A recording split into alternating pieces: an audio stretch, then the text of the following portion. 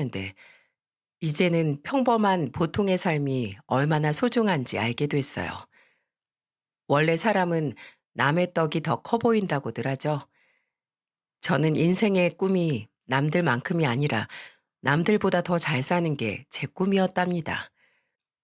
이런 제가 30 중반이 넘도록 만나는 남자도 없고 결혼할 기미가 안 보이니까 집안 나이 지긋하신 어른들은 명절에 저만 보면 꼭 이런 말을 한마디씩 하셨어요.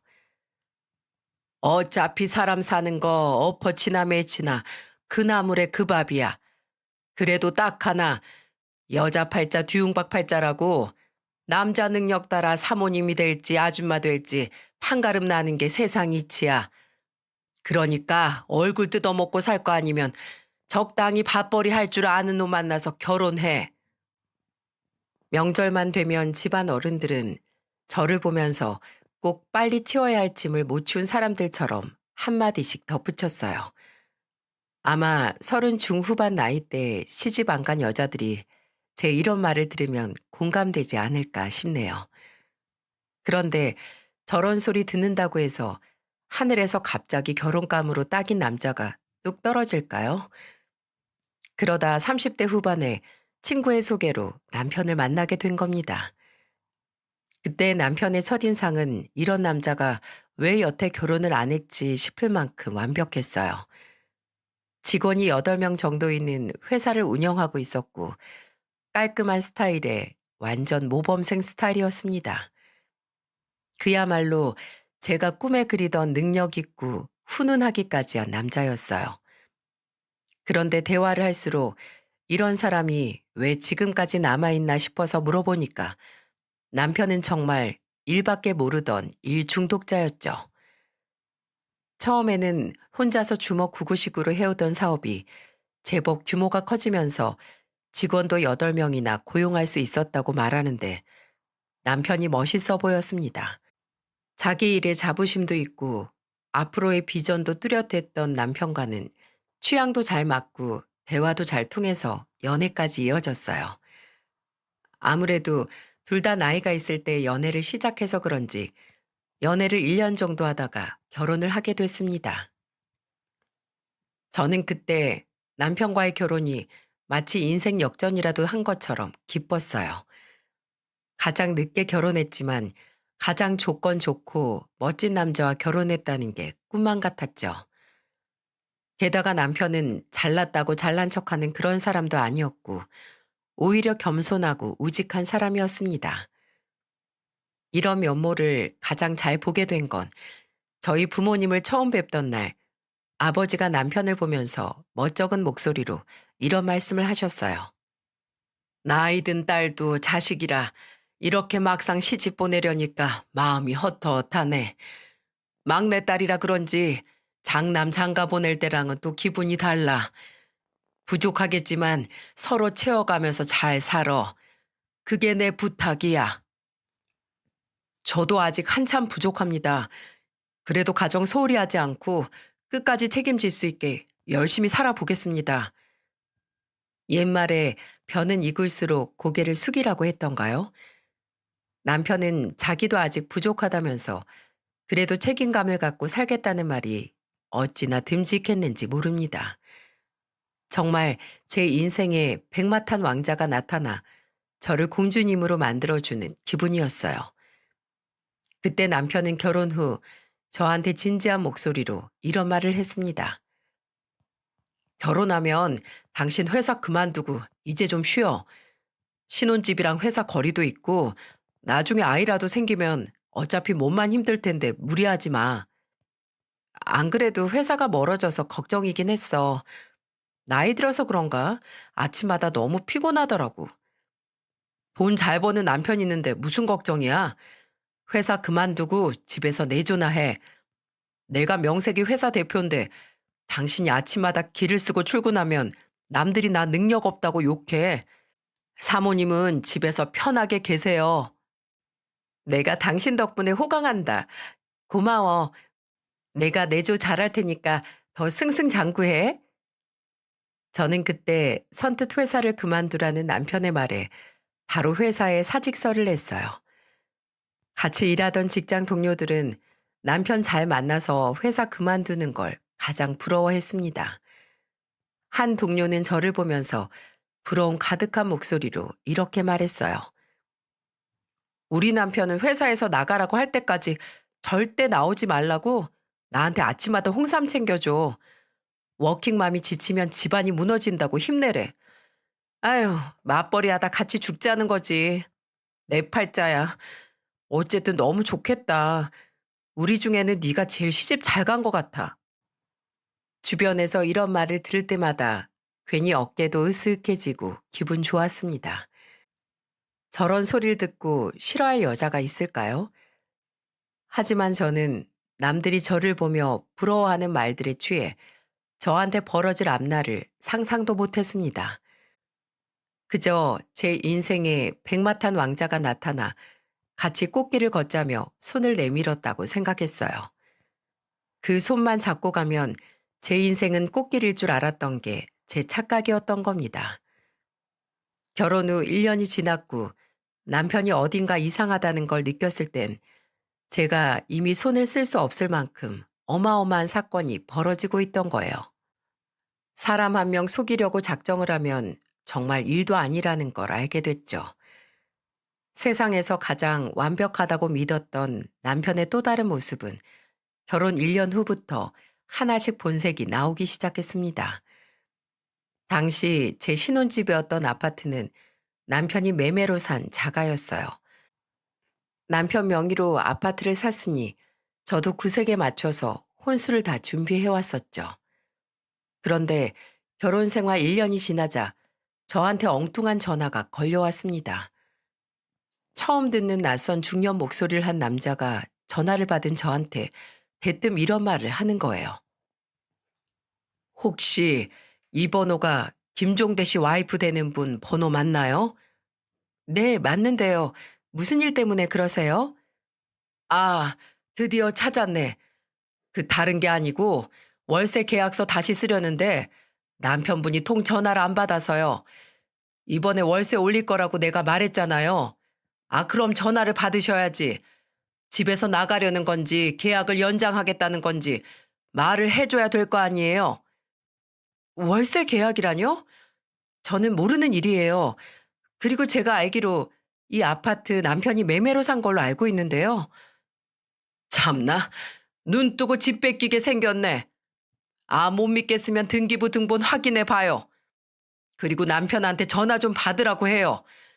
난 무조건 월세 올릴 거니까 싫으면 짐 빼요. 저는 이게 무슨 자다가 봉창 두드리는 소리인가 싶었어요. 분명 남편 명의로 된 집으로 알고 있었는데 갑자기 집주인이라며 월세 계약을 연장할 거냐 말 거냐 묻는데 저로서는 황당하지 않았겠어요? 그래서 저는 인터넷으로 등기부 등본을 열람해 직접 확인해 봤어요. 그런데 아니나 다를까 정말 소유권자 이름이 남편이 아니었던 겁니다. 남편 이름은 김종대인데 등기부 등본에 소유권자로 올라간 사람 이름은 정용호였어요.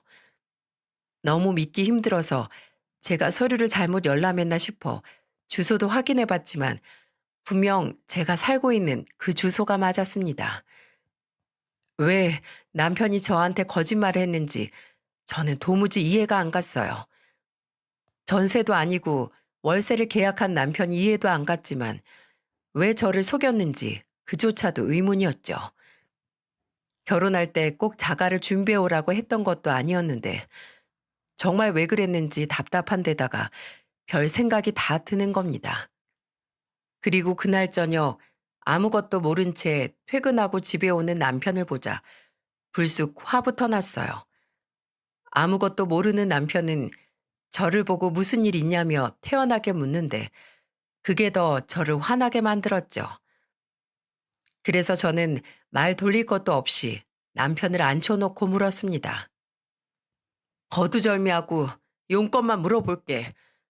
내가 지금 이걸 제대로 확인하고 넘어가야 숨쉬고 살 것 같아. 뭐길래 그렇게 비장해?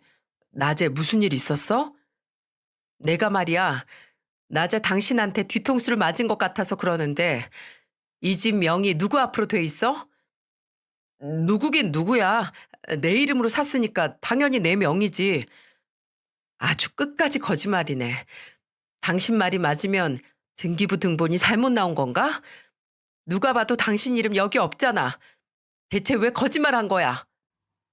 남편한테 낮에 뽑아둔 등기부 등본을 내밀었고 제가 등기부 등본을 내밀자 남편은 당황한 얼굴이었어요. 꼭 엄마 몰래 저금통에서 돈 빼다 걸린 애처럼 안절부절하는데 기가 막히더라고요. 얼굴색 하나 안 변하고 거짓말할 땐 언제고 증거를 내미니까 당황하는 모습이 사람의 바닥을 여지없이 보여주더군요. 제가 끝까지 왜 거짓말했냐며 추궁하자 남편은 당황한 얼굴로 저를 보며 말했습니다. 그게 집값이 계속 떨어지니까 좀 더 떨어지면 사려고 했지. 그럼 그렇게 미리 말을 하면 될 걸 왜 거짓말을 해? 뻔히 들킬 거짓말을 왜 하냐고. 그래도 내가 남잔데 집 정도는 해와야지 싶어서 그랬지. 미안해. 내가 생각이 짧았어. 나도 번듯한 집에서 제대로 시작하고 싶어서 그랬어. 내가 이렇게라도 했으니까 우리 잘 살았잖아. 앞에서는 샀다고 거짓말하고 뒤로는 월세 내고 사는 게 잘 사는 거야? 난 아무것도 모르는 까막눈 만들어 놓고 전세도 아니고 월세가 말이 되냐고. 괜히 2년 계약했다가 집값 떨어지면 바로 못 살까 봐 그랬지. 다 당신 생각해서 그랬던 건데 나 좀 이해해줘라 좀. 이해가 돼야 이해를 하지. 당신 이거 말고 나 속이는 것 또 뭐 있어? 지금 당장 말해. 아, 없어. 내가 무슨 거짓말만 하는 거짓 인생 사는 줄 알아? 그리고 어차피 집값 조금 더 떨어지면 살 건데 뭐가 문제야? 내가 능력이 없는 것도 아니잖아. 작거나 크거나 거짓말은 거짓말이지. 지금 그걸 변명이라고 하는 거야? 지금 당신 입으로 더 이상 속이는 거 없다고 한 거야? 나는 충분히 사실대로 말할 기회 줬고 그 기회 차버린 거 당신이다. 남편은 제 말에 수긍하면서도 계속 투덜거렸어요. 어차피 결혼할 때 사나 집값이 떨어지고 사나 명의는 자기 명의로 살 텐데 뭐가 문제냐면서 늦게 집 사려고 했던 게 그렇게 큰 문제냐면서 뻔뻔하게 말하는데 뒷목 잡을 뻔했습니다. 어쨌든 변함없는 건 남편이 저를 속이고 거짓말을 했다는 건데 말로는 미안하다고 해도 남편은 오히려 제가 과민 반응을 한다며 이해 못하는 거예요. 그래서 끝까지 투덜거리면서 곧 사려고 했다는 변명을 하는 남편을 보면서 이렇게 소리쳤습니다. 그럼 매도 먼저 맞는 게 낫다는데 한 대 미리 맞아볼래? 안 그래도 속 시끄러우니까 조용히 좀 해. 무슨 남자가 그렇게 투덜투덜 말이 많아? 제가 화를 내며 말하자 남편은 그제야 슬슬 제 눈치를 보기 시작했습니다. 남자는 애 아니면 개라더니 그 순간 대단해 보이던 남편이 어찌나 찌질해 보이던지 원래 결혼이 이런 건가 싶었죠. 그런데 이런 상황을 모르는 시댁은 꼭 저를 문제 많은 며느리 보듯 대했어요. 다들 회사 대표랑 결혼한다고 제가 엄청 호의호식한다고 생각했겠지만 그냥 빛 좋은 개살구 같은 삶이었죠. 남편은 지독한 짠돌이었어요. 얼마나 지독했냐면 시댁에 하는 선물이나 용돈도 아까워했답니다. 정말 아들놈 키워봐야 아무 소용 없단 말이 절로 나왔어요. 그런 것도 모르고 시모는 남편이라면 자다가도 벌떡 일어나 반길 만큼 아끼셨죠. 특히 시모는 종종 반찬을 챙겨주면서 저한테 이런 말을 하는 겁니다. 나는 네가 집에서 내조한다고 푹 퍼져 지낼까 봐 걱정이 이만저만이 아니야. 내가 너 이뻐서 우리 며느리 고생할까 봐 반찬 주는 것 같아? 저번에 아들 어떻게 사나 가보니까 반찬은 죄다 짜고 밥은 아주 질어서 죽인지 밥인지도 모르겠고 아 그런 밥 먹고 출근하면 일이나 제대로 되겠어? 결혼하고 그놈의 밥 타령에 시모가 저한테 뭐라고 할지 안 듣고도 대사를 줄줄 읊을 정도였죠. 시모는 제 음식이 매번 짜다면서 남편 건강 생각해서 싱겁게 하라고 잔소리를 달고 살았어요. 그래서 아예 작정하고 싱겁게 했더니 또 시모가 이번에는 뭐라고 했는 줄 아시나요? 너는 간을 맞춘 거야, 만 거야. 이렇게 싱거우면 먹은 것 같지도 않겠다. 이러더니 옆에 있던 소금을 국에 들이붓는 거예요. 그때 소금을 국에 퍼붓는 시모를 보면서 알았죠. 제가 날고 기고 용을 써도 시모는 저를 좋게 볼 생각이 없던 겁니다. 그리고 이유는 하나였는데 제가 집에서 퍼져 있는 게 싫다는 거였습니다. 그런데 정말 억울했던 게 제가 진짜로 퍼져 있었으면 억울하지라도 않아요. 회사 그만두고 도전해보고 싶은 분야가 있어서 나중에라도 취업하려고 공부하면서 지냈답니다. 솔직히 잘난 남자 만나서 편하게 살고 싶던 마음도 있었던 건 사실이에요. 하지만 이것도 3개월 해보니까 제 성격에 맞지도 않았고 내 돈 벌어서 쓰다가 생활비 받으려니까 불편해서 공부 중이었습니다. 게다가 짠돌이었던 남편은 생활비를 넉넉하게 주는 것도 아니었어요. 아무리 집에 두 식구 산다지만 생활비 100만 원만 주는 건 너무한 거 아닙니까? 더 말해봐야 제 입만 아파서 남편이랑 생활비로 더 이상 얘기도 안 하고 그냥 있는 만큼만 쓰자 하고 지내는데 시모가 이렇게 저를 긁을 때마다 억울하고 화가 나는 겁니다. 그때 제가 잠시 가정주부로 있어 보니까 내 경제력이 얼마나 중요한지 알게 된 거죠. 그래서 그날도 반찬 받으러 시모가 오라 해서 갔다가 또 내조가 어쩌고 하시는 시모를 보면서 저도 화도 나고 답답한 마음에 말을 했어요. 저 집에서 놀기만 하는 거 아니에요. 그리고 무슨 어린애기 이유식 만드는 것도 아니고 어떻게 입맛을 하나부터 열까지 다 맞춰요. 생활비 따박따박 받아 쓰고 있으면 장금이처럼 음식 만들어서 남편 위해서 다 해줘야지. 생활비요? 저 결혼하고 생활비 얼마 받았는지 아세요? 100만 원으로 생활해서 제가 오죽하면 공부하면서 취업하려고 준비를 하겠어요. 뭐야? 네가 사치 부려서 그런 거 아니야? 그리고 그 돈으로 재래시장 같은 곳에서 잘 보면 돈 남을 거 아니야. 그게 다 너 테스트해보는 거야. 이 여자가 집에서 내 돈 흥청망청 쓰나 안 쓰나 보려는 건데 그 뜻을 모르겠어?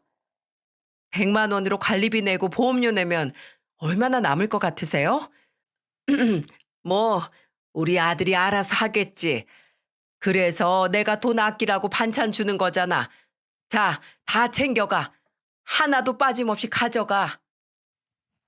그때 시모는 몰랐던 사실을 들었다는 듯 당황한 얼굴이었어요. 생활비 100만 원에 관리비 보험료 내고 나면 얼마 남지도 않는데 어떻게 매번 새로운 반찬을 만들어서 올립니까? 그런데 그때는 남편 저녁 먹으러 집에도 잘 안 들어왔어요. 매번 투자자 미팅 있다, 회식 있다, 이런 식으로 집에 새벽에 오거나 술을 많이 마신 날은 회사에서 잔다며 전화가 오고는 했습니다. 그래서 거의 혼자 먹는 집밥이라 이렇게 반찬 많이 안 줘도 된다고 해도 시모는 남편이 항상 집에서 밥을 먹을 수 있도록 준비를 해두라는 거예요. 제가 남편이랑 사는 게 아니라 남의 집 애를 봐주고 있는 기분이었습니다. 왠지 계속 저는 남편과 사는데도 껍데기만 붙들고 사는 기분이었어요. 다들 결혼 전후는 다르다지만 제 남편은 너무도 달랐고 심지어는 자꾸 작은 거짓말을 들키기까지 하니까 이 사람 믿어도 되는 거 맞나 하는 생각까지 들었죠. 이 생각에 불씨를 당긴 사건이 남편과 차를 타고 가다가 접촉사고가 난 거예요. 큰 사고는 아니었는데 정체 구간에서 뒤에 오던 차가 속도를 줄이지 않고 와서 그대로 들이박은 사고였죠. 그런데 보험 처리하는 과정에서 저는 깜짝 놀랄 사실을 알게 됐어요.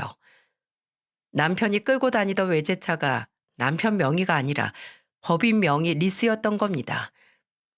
사업하는 사람들 다 그렇게 차 끌고 다니니까 그럴 수 있다고 생각하고 충분히 이해해요. 하지만 문제는 남편이 또 거짓말 했다는 거였습니다. 자동차세를 낼 때도 저한테 자기 명의로 된 차라 직접 자동차세를 낸다고 했어서 제가 분명히 기억하거든요. 그래서 저는 그날 보험회사를 불러 사고 수습을 하고 집에 오는 길에 남편한테 진지한 목소리로 물었습니다. 당신 차 명의 당신 앞으로 있다고 하지 않았어? 내가 그랬나? 법이명이지. 사업하는 사람들 다 그래. 내가 똑똑히 기억해. 당신 자동차세 낸다고 나한테 생활비에서 돈 빼달라고 했었잖아. 그래서 벼룩의 간을 내먹으라고 하면서 줬는데. 아, 중간에 변경했는데 말을 안 했나? 자동차세 냈던 거 영수증 가져와봐. 아니면 내가 납입 내역서 찾아봐? 아유, 왜 그래? 원래부터 법인명이었어. 그냥 내 명이라고 하면 멋있어 보일까 봐 그랬지. 그럼 돈은 왜 가져간 건데? 왜 자꾸 들킬 거짓말을 해? 꼭 그렇게 사소한 걸 다 거짓말해야 속이 편해? 당신이 이렇게 나 쥐어 잡으니까 내가 자꾸 변명하고 기죽으니까 그렇지. 나도 가장답게 대접받고 살고 싶다고. 대접? 웃기고 앉아있네. 너처럼 거짓말하는 사람을 어떻게 믿어? 나 요즘 당신이 가볍게 하는 말도 다 의심스러워. 어제도 회식했던 건 맞아? 어디서 했는데? 아, 일하다 보면 늦을 수도 있지. 알겠어. 앞으로는 저녁 집에 와서 먹을게. 그리고 그 돈은 내가 현금 들고 다니고 싶어서 그냥 들고 다니다 썼어. 법인 회사라 돈 쓰는 게 자유롭지 않잖아. 대표 월급 들어와도 이 집 월세, 사업하다 생긴 대출 다 빼면 남는 것도 없어. 자랑이다, 자랑이야. 그러면서 일 관두라는 말을 어떻게 한 거야? 아휴, 내 팔자야. 저는 답답한 마음에 가슴팍을 치면서 한탄했어요. 진짜 아무리 생각해도 남편 태도는 수상한 게 한두 가지가 아니었죠. 차라리 큰 거짓말을 해서 들키기라도 하면 제대로 싸워볼 텐데 꼭 저렇게 눈에 빤히 보이는 다 들킬 작은 거짓말을 하는 겁니다. 무슨 유치원생한테 거짓말하면 나쁜 사람이라고 가르치는 것처럼 매번 이런 자잘한 싸움이었어요. 이런 작은 싸움이 늘어갈 때마다 저는 지쳐갔고요. 그런데 그쯤부터 남편 태도는 더 이상 제가 알던 사람이 아니었어요. 예전에는 짠돌이에 거짓말 많이 하는 것 빼고는 큰 단점이 없었는데 갑자기 안 피던 담배도 피기 시작하고 집에서 통화하다 화를 내는 것도 몇 번 듣기까지 했습니다. 오랜만에 일찍 왔길래 같이 저녁 먹으려고 다 준비했더니 방에서 안 나오는 거예요. 그래서 뭐 하나 하고 방문 앞에 섰는데 남편이 화를 내면서 통화하고 있는 소리가 들렸습니다. 왜 저렇게 화를 내나 방문 가까이 귀를 대봤는데 남편이 화가 잔뜩 난 목소리로 이렇게 말하고 있었어요. 내가 그래서 지우자고 했잖아. 대책도 없으면서 왜 그래 정말. 난 절대 네 말대로 할 생각 없어. 나 말할 만큼 했고 지우든 말든 네 맘대로 해. 남편은 전화에 대고 화를 잔뜩 내더니 일방적으로 전화를 끊어버리고는 문을 열고 나오려 했습니다. 문 앞에 있던 저를 보고는 남편 표정이 무슨 한밤의 귀신이라도 본 듯 하얗게 질린 얼굴이었어요. 들은 걸 안 들었다고 할 수도 없고 궁금한 건 꼭 짚고 넘어가야 해서 남편한테 물었습니다. 뭘 지우라고 화내는 거야? 회사에 무슨 일 있어? 그게 자료 지울 게 있는데 안 지웠다길래 빨리 지우라고 그 말한 거야. 자료 안 지운 게 뭐라고 대책이 어쩌고 저쩌고 해? 그게 그렇게 화낼 일이야? 기밀 자료라 그래. 관리가 워낙 까다로운 게 있어서. 아유, 회사를 내가 자세히 말하면 알아? 뭘 그렇게 꼬치꼬치 물어봐. 왜 짜증이야? 내가 진짜 취업만 해봐. 내 통장에 월급 꽂히기 시작하면 당신 국물도 없어. 저는 그날 엿들었던 남편 전화가 정말 회사 일이라고만 생각했어요. 하지만 늘 들키는 거짓말만 하던 남편은 저한테 정말 날벼락 같은 진실과 마주하게 만들었습니다. 남자들 잘생기면 잘난값하고 못생기면 꼴값하고 돈 잘 버는 남자는 돈지랄을 한다는데 대체 제가 믿고 살던 남편은 무슨 짓을 한 걸까요? 저는 결혼하고 1년 3개월 만에 40평생 구경 못 해본 세금 체납장도 구경해 봤습니다. 확실한 건 남편이 튼튼한 재무 구조가 갖춰진 회사를 운영 중인 게 아니라는 건 그제야 알게 됐어요. 저는 집안 청소를 하다 세금 체납장과 독촉장을 보고는 남편한테 전화를 했습니다. 그런데 아무리 전화를 걸어도 안 받는 거예요. 그래서 저는 급한 마음에 남편 회사로 바로 가봤죠. 예전에도 급한 서류를 가져다 달라고 해서 갔던 적이 있어 길은 다 알고 있었어요. 남편이 확인하고 두고 간 건가 싶어서 불안한 마음으로 갔는데 회사 분위기가 이상했습니다. 제가 도착하자 직원들이 저를 보면서 수근거렸어요. 그리고는 눈치를 보더니 저를 보면서 한 직원이 이렇게 말하는 겁니다. 안녕하세요. 대표님 지금 안에서 대화 중이세요. 누구랑요? 손님 오신 거예요?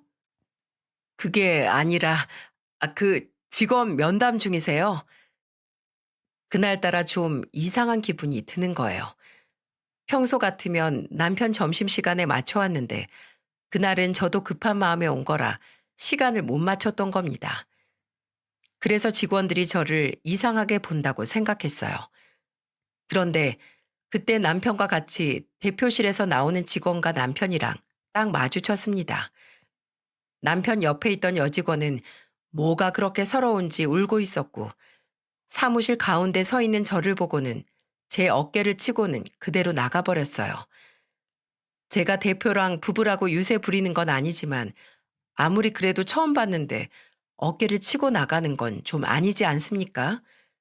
순간 회사에 왜 왔는지도 잊고 울컥할 뻔했는데 남편이 저를 아는 체하며 부르길래 그냥 넘어갔어요.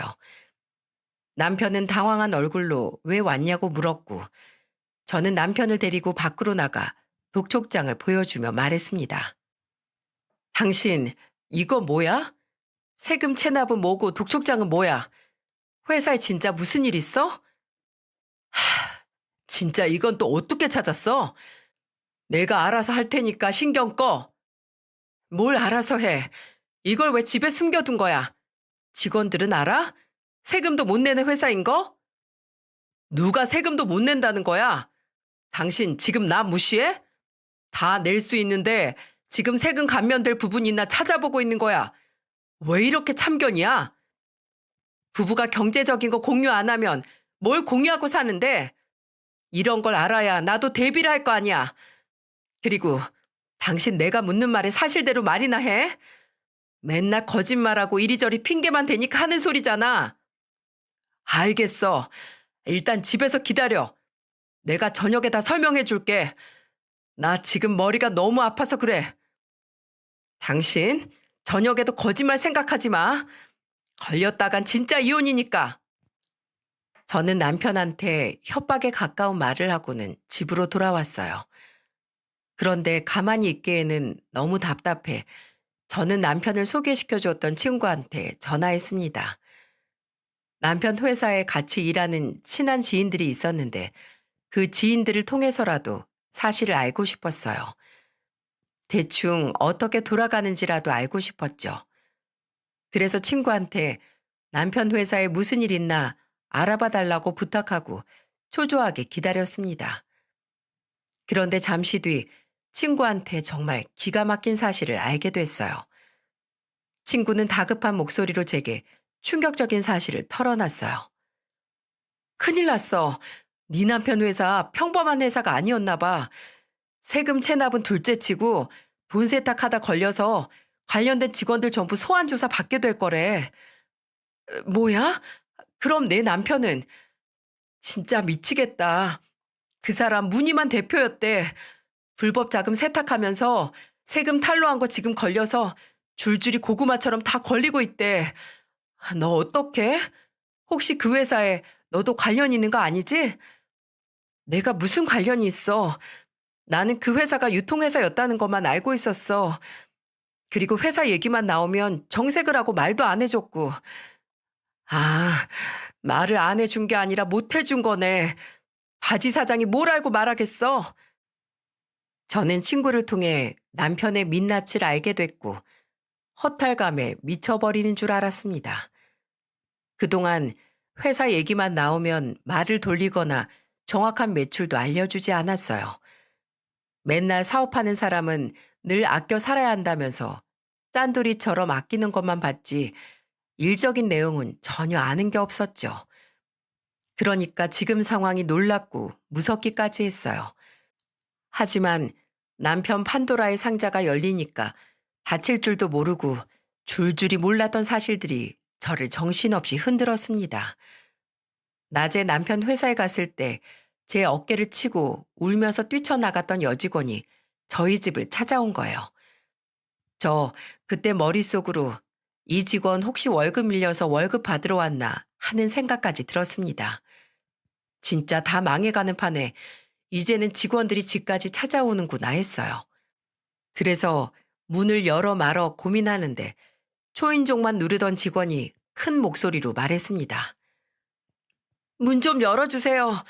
꼭 드릴 말씀이 있어요.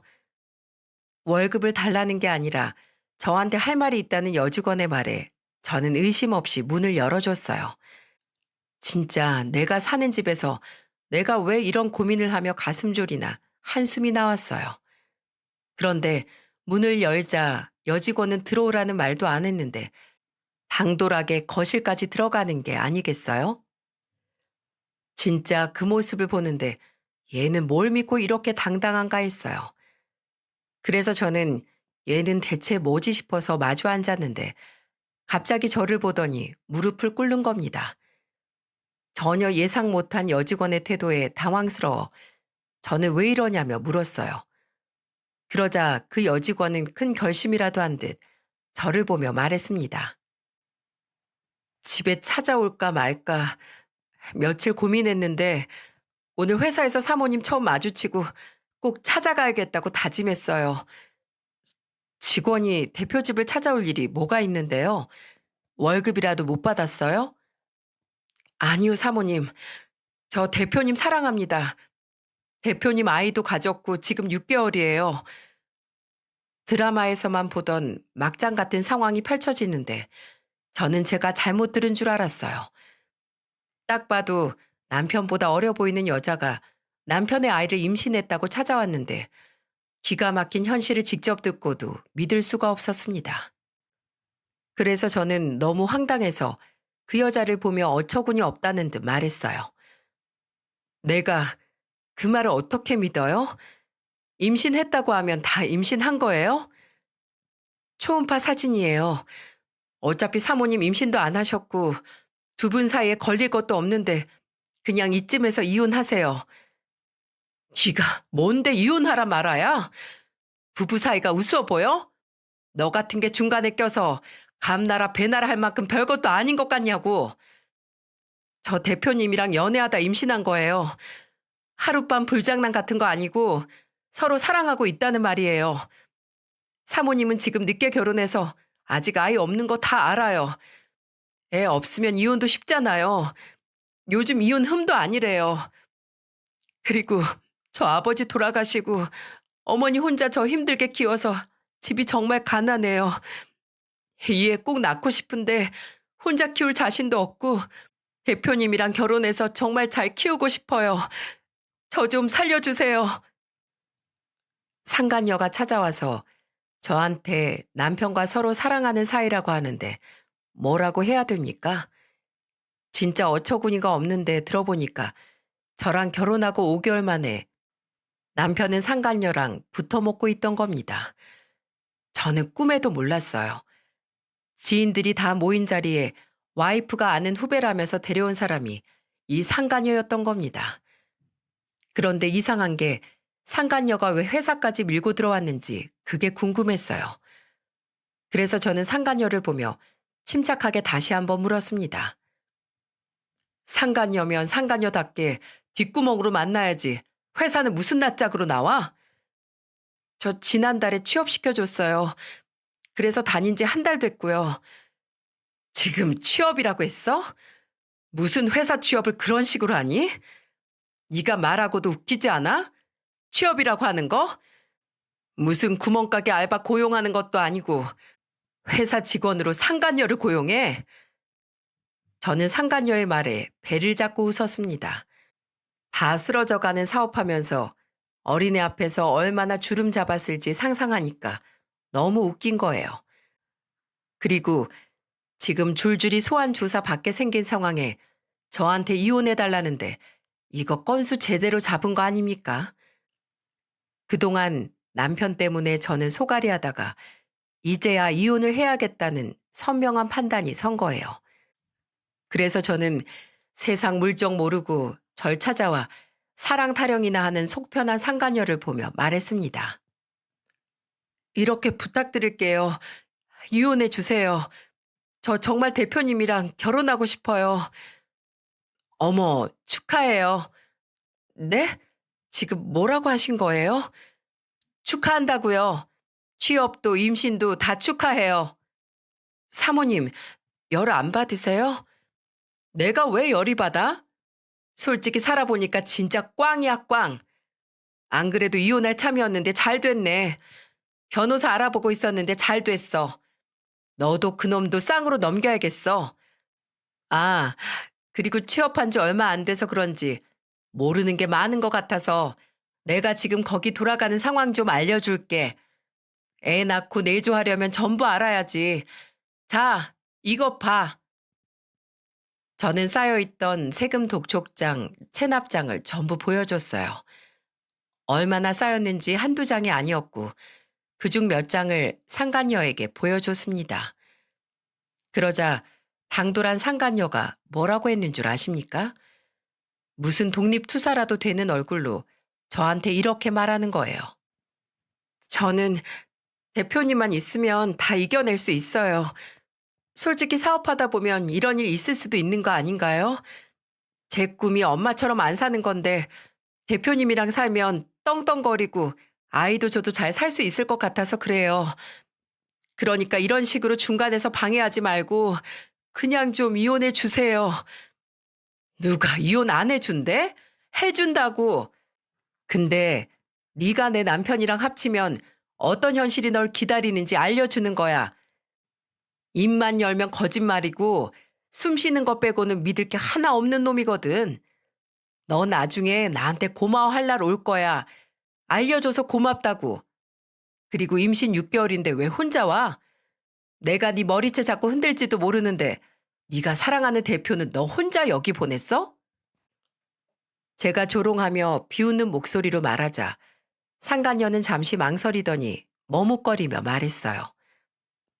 사실 대표님은 아이 지우자고 했어요. 사모님이랑 이혼 못한다고 우리 아이를 지우자는데 저는 절대 못 지워요. 아이 심장 소리도 다 듣고 왔고 내 뱃속에서 이렇게 커가는 게 느껴지는데 어떻게 지워요. 저 정말 큰맘 먹고 온 거예요. 저 그냥 한 대 치세요.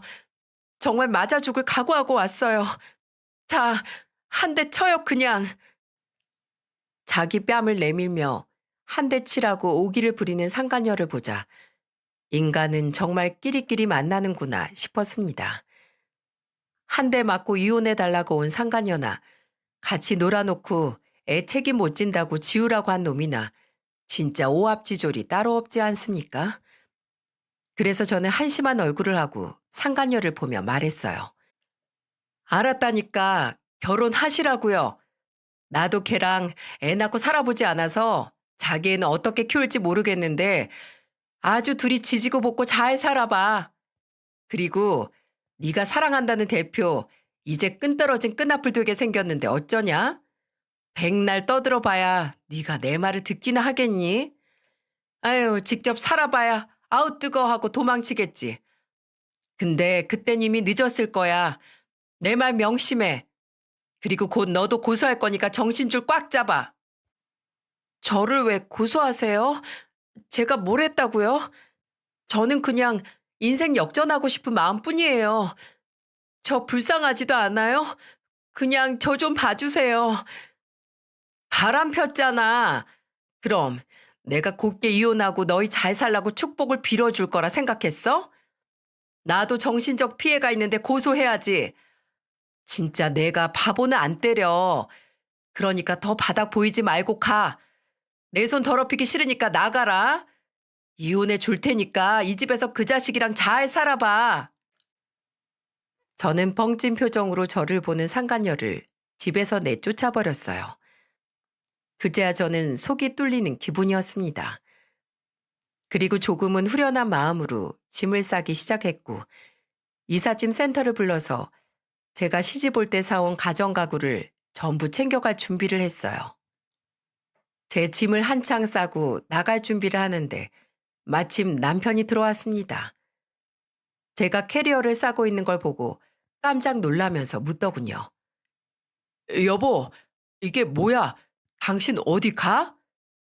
어디 가긴. 주제도 모르고 겉멋만 잔뜩 든 너랑 이혼하고 새삼 찾으러 간다. 왜? 무슨 소리야 그게? 세금 체납 때문에 그래? 그거 사업하다 보면 한 번씩 벌어지는 일이라니까. 솔직히 말해. 네가 하던 게 사업이야? 허수아비처럼 날벌레 쫓는 네가 무슨 사업? 처음부터 이상했어. 사업할 깜냥이 아닌데 너 같은 게 대표 달고 설치는 꼴이 갖잖았는데 이제야 내 직감이 맞아 떨어지네. 바지 사장이니까 지가 무슨 사업을 하는지 설명도 못하고 백날 첫날 유통업이라고만 하지. 그래, 불법 자금 돈 세탁하는 것도 유통이긴 유통이다.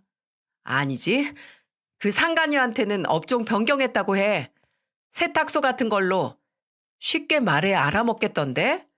아주 멍청한 게 수준이 너랑 딱 맞아.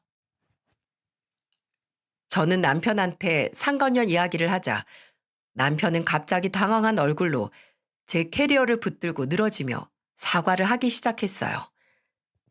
여보, 미안해. 내가 죽일 놈이야. 한 번만 봐줘.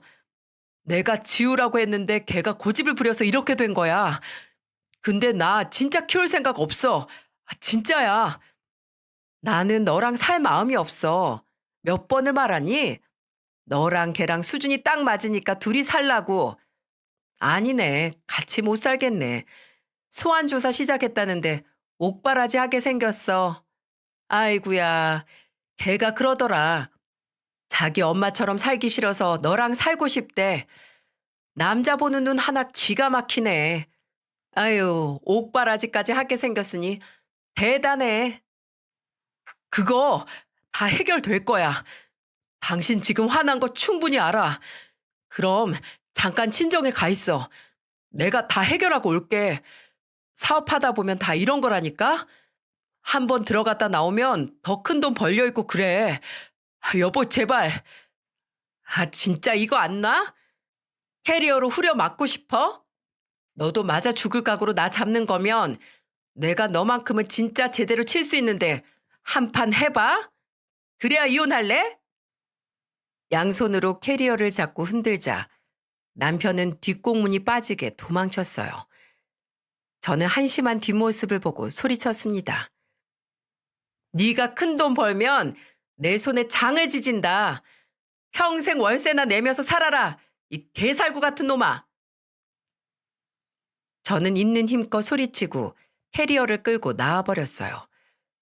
그때 10년 묵은 채증이 내려간다는 게 이런 기분일까 싶었답니다. 사실 늦은 나이에 한 결혼이라 이혼을 결심하기까지 두려움이 더 컸어요. 주변 시선, 손가락질도 두려웠고 이혼하고 나면 나이 많아서 까탈스러워서 못 사는 거라고 할까봐 위축되는 게 있었죠. 하지만 남들이 제 인생 살아주는 거 아니지 않습니까? 그래서 상간녀가 나타났을 때 속으로 환호를 질렀어요. 그때 상간녀가 맹목적으로 결혼에 전전긍긍하는 거 보니까 제 모습이 저랬을까 싶은 겁니다. 인생 역전할 수 있는 로또라도 잡은 것처럼 눈을 반짝이는데 솔직히 참 바보 같아 보였죠. 그래서 순간적으로 과거의 제가 부끄럽기도 했고 그때 나에게 사과한다 생각하고 굳게 결심하고 이혼을 했어요. 그때 상간녀는 가난하게 산 세월이 싫어서 남편을 만나 인생 역전을 하겠다는 다짐까지 저한테 말했었죠. 사실 저도 남편이 사업가라는 말에 혹했던 건 사실이에요. 그 바람에 회사 그만두고 집에서 내조하라고 했을 때 얼씨구나 하고 그만뒀던 겁니다. 하지만 살아보니 변하지 않는 인생의 진리를 알게 됐어요. 백마탄 왕자한테는 백마가 있지만 저한테는 그 왕자를 사랑하는 마음밖에 없다는 거였습니다. 자본주의 사회에 맨몸으로 남편만 믿고 사는 것만큼 위험한 것도 없는 것 같아요. 남편이 구속되기 직전에 알게 된 사실이라 얼마나 그나마 다행인지 모릅니다. 저는 남편과 이혼 소송 끝에 위자료를 받고 이혼할 수 있었고, 상간녀한테도 정신적인 피해 보상을 하라고 위자료 소송까지 했어요. 그런데 그 과정에 어떤 일이 있었는 줄 아시나요? 전 남편 회사는 폐업을 했고, 결국 돈 세탁을 하던 일당은 전부 구속된 겁니다. 부자 남편 만나서 떵떵거리고 살겠다던 핑크빛 미래가 물거품이 된 거죠. 그러니까 왜 가정 있는 남자한테 덤벼 이 사단을 만듭니까? 정말 한심하기 짝이 없는데 그 와중에 저는 전 남편한테 옥중 편지를 받았네요. 구구절절 쓰긴 했는데 그 중에 가장 웃긴 구절 하나 적어보겠습니다. 당신을 만난 뒤 내 인생이 얼마나 가치 있었는지 뒤늦게 알았어. 우리 정말 행복했는데 다시 돌아갈 수 없을까? 내가 비록 몸은 여기 있지만 마음만은 늘 옆에 있다는 거 알아줬으면 좋겠어. 꼭 출소해서 만나자. 보고도 어이가 없지 않으신가요? 별 미친 인간 다 본다는 말이 절로 나오시죠? 자기 믿고 아이까지 낳고 옥바라지 않은 상간녀는 어쩌고 저보고 함께 살자는 건지 정말 답도 없는 인생입니다. 그 상간녀도 유부남 꼬신 대가가 낙동강 오리알 신세라니 이 정도면 하늘도 노하셔서 천벌을 내렸다고 볼 수 있겠네요. 직장도 잃고 미혼모 신세가 된 상간녀가 친정에서 아이를 키우면서 남편을 기다리고 있다는 소식을 들었습니다. 출소하고 상간녀한테 갈진 잘 모르겠지만 제발 둘이 꼭 붙들고 살기를 바랄 뿐이에요. 끝까지 한심하기 짝이 없는 남자 믿고 팔자 바꿔보려 했던 제 과거가 한심스럽습니다. 그래도 정신 차리고 지금은 분야를 바꿔서 새로 취업 자리도 알아보고 있어요. 이혼 전에는 뭐가 그렇게 무서웠는지 모르겠는데 이제는 속이 다 시원하답니다. 막상 이혼하고 나니까 별것도 아니네요. 그리고 이제는 제 인생 함부로 남한테 기대서 살 꿈은 아예 접었답니다. 지금은 취업 공부도 하고 운동도 다니면서 솔로 라이프를 즐기고 있어요. 옛말에 거짓말은 심리를 못 간다는 말이 있습니다. 달콤한 말로 잠깐은 상대방 눈 가리고 속일 수 있겠지만 그 거짓말이 평생 갈 수는 없다고 생각해요. 정말 진심으로 상대를 생각하고 위한다면 정정당당하게 자신을 다 보여주는 게 정답이라고 느꼈습니다. 평생을 함께 할 사람 흠을 알아야 서로 채워가며 살지 않을까요? 저는 이제 인생의 진리를 비싼 값 치러가며 배웠고 다시는 같은 실수 반복하지 않으려고 해요. 진심으로 사람의 내면을 볼 줄 아는 좋은 사람이 되는 게 제 목표입니다.